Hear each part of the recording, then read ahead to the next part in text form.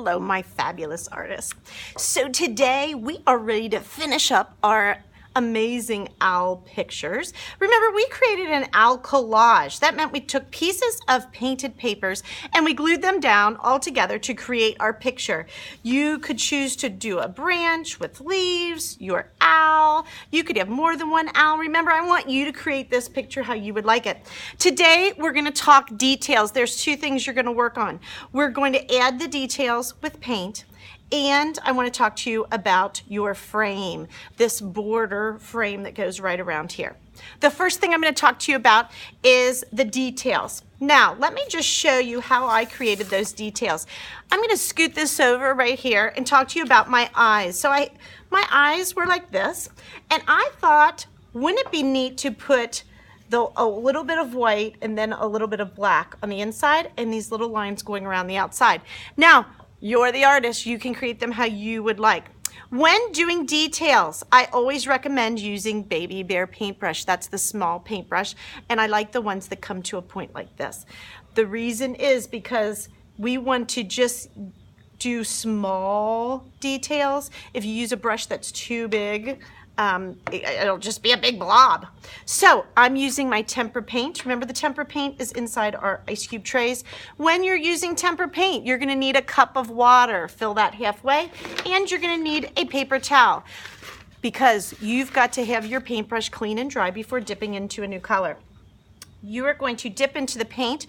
Remember, I don't want any paint on the metal part of your paintbrush. If paint is on the metal part of your paintbrush, that means you are dipping in too far and getting too messy.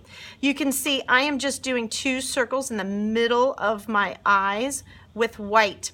And then what I did was I let that dry just a little bit before putting the black dot. Now, I'm going to go ahead and wash my paintbrush off and dry it off. I'm going to dip into the black.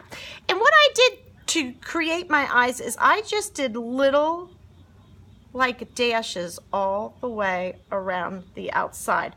Remember, if you're dipping into the same color, you do not have to wash that paintbrush off. You can just kind of keep dipping. I'm going to go all the way around, just like that.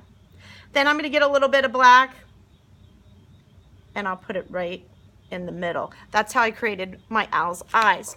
You're going to notice on my owl, I have all of these little dashes right here. I did mine in white and pink because I thought that would be a nice complement to the color of my owl.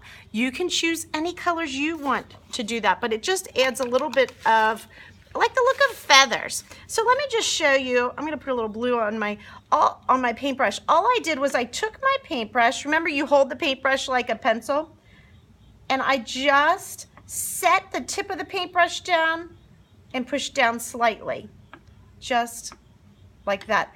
And I did kind of a random pattern,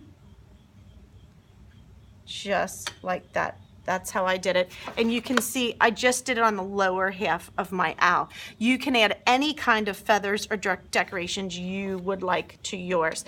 But I just wanted to show you how I did that. I also added just a few of those little dashes up there on the ears. I thought that looked nice. Those are the details I added to my owl. I can't wait to see the details you added onto yours. The next thing I want to talk to you about is your frame or border. To do this, we are using markers. We're just using the markers from our supply table, any color that you would like.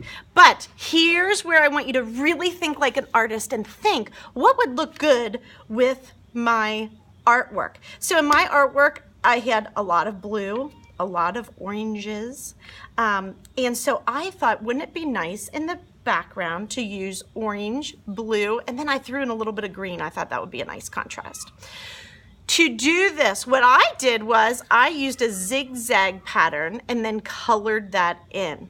For your frame, and let me just show you, when you get your artwork back today, I have already gone ahead and put your artwork on your frame. So it's going to be white, just like this. And I want you to take some time to think about, first of all, what colors would look good with your artwork and what kind of lines, shapes, or patterns would work with yours. Because you are going to choose a line, shape, and or pattern to go around the outside. And whatever you do on one side, I want you to do all the way around. The really important thing is you're going to be coloring with these markers on the white. I don't want you to get that marker on your artwork. So be super careful as you're doing that. Now I am going to bring this white paper back over because I want to just show you a couple of ideas. One idea you could do is just start with a shape, let's say like a circle. And you could do circles, and I want you to take your time and do a nice job. You could do circles just like this all the way around. Now, notice on my artwork, I did not leave any white. And normally Mrs. Kern says, don't leave any white on your paper.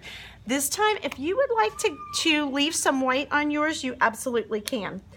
Now, let me show you another idea. You could use any of the lines you have learned. Remember, we have learned horizontal line, vertical lines. So here's my horizontal lines. Vertical lines would be like this. We've learned about diagonal lines. They go across like this, and you could do this all the way down. And once you do those lines, if you'd like to color in a pattern, you sure could. So let me just show you that. Let's say you have your diagonal lines going. You could do like this one, green. The next one, red. The next one, purple. I hope you're getting the idea. I did for mine a zigzag line. You could also do swirling lines. You could do swirls all the way around. Think of all the different lines or shapes.